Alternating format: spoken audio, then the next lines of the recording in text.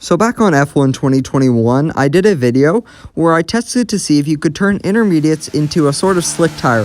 So we've seen this happen in the past with Formula 1, namely back in Turkey. It happened when people would go to the end of the race on one set of intermediate tires, and you could see that they started balding. And on last year's game, they could bald, and I wanted to test to see if that feature was still in the game for F1 22.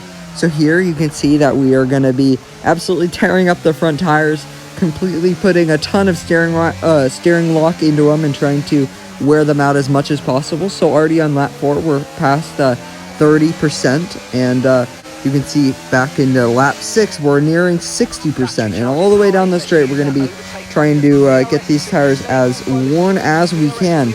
And already we're in the 60s for the fronts, and you can see that they have already started to bald at 60s, in early 60%. So now we're going to try to get the rears up to 60 as well and see if we can't drive with Slintermediate tires. And in real life, the Slintermediate tires are actually really good. So they're kind of sort of in the middle between a slick tire and an intermediate tire, and they're really good for slightly greasy conditions. But yeah. So intermediate tires can go to the end of the Grand Prix, usually, in Formula 1, because they are so durable, and when they do wear out, they're still really usable.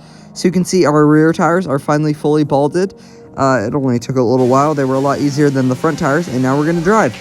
And in the F1 22 game, they were actually really good as well. So it's very realistic. So they don't feel like slick tires, so you're not sliding around all over the place, and they just feel like how you would imagine worn intermediate tires would feel.